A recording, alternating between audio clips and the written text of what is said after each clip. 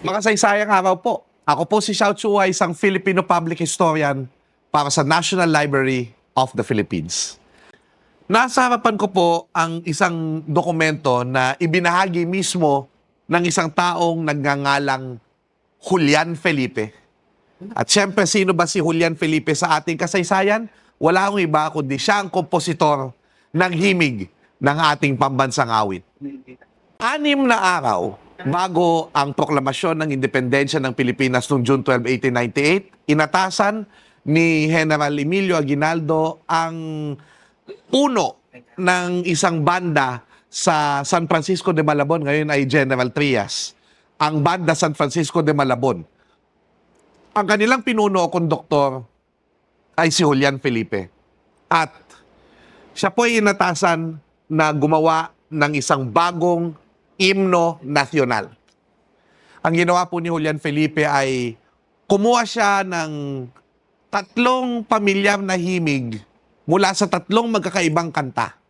Una, sa unang bahagi po, upang maalala pa rin natin ng Espanya, inilagay ang ilang tono ng Marcha Real ng Espanya o yung Royal March, ang national anthem ng Kingdom of Spain.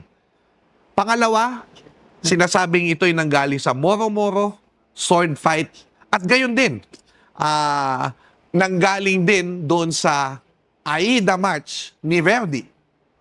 Ang huling-huling bahagi ng national anthem ay binatay niya sa sikat na tono ng Le Marseillaise ng Pransya, no? Ang himig ng Rebolusyong Pranses. So, natapos po ito ni Julian Felipe at isang araw bago ang proklamasyon, June 11, 1898, tumungo si Julian Felipe sa bahay ni Aguinaldo sa Kawit at nang tugtugin ito ni Julian Felipe, abay pinaulit-ulit pa ni Aguinaldo sa sobrang tuwa ang piyesa na ito. At ito nga ay pinatugtog noong June 12, 1898. Una, sa simbahan ng San Francisco de Malabon, matapos ang pangumagang misa, tinugtog agad ang bagong pambansang awit. Dahil dati-rati pala'y laging pinapatugtog doon, ayon kay Eufemio Agbayani III ng National Historical Commission of the Philippines, ang Marcha Real ng Espanya.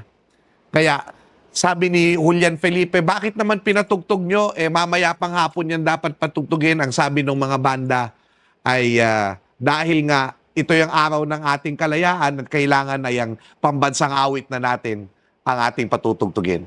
At muli, alas 4:20 ng hapon sa bahay ni Emilio Aguinaldo sa Kawit, Cavite, pinatugtog muli ang Marcha Filipina Magdalo na sa kalaunan ay magiging Marcha Nacional Filipina. Matapos ang isang taon, sa isang tren sa Pangasinan ay naisulat naman ni Jose Palma ang titik, ang unang lyrics ng ating national anthem, at ito ay inilabas sa La Independencia.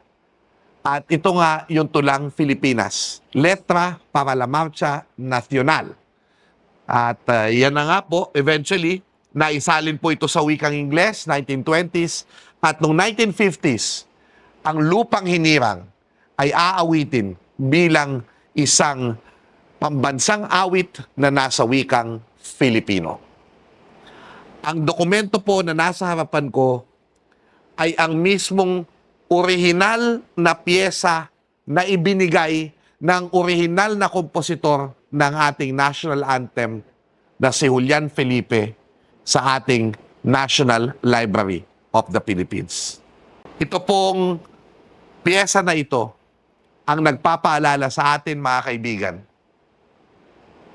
na sa pag-awit po natin ng iisang national anthem, ng iisang himig, ng iisang tinig, tayo po ay pinapaalalahanan na tayo ay isang bansa. Halina po kayo at tinantay na po kayo ng ating pambansang aklatan. Salamat po.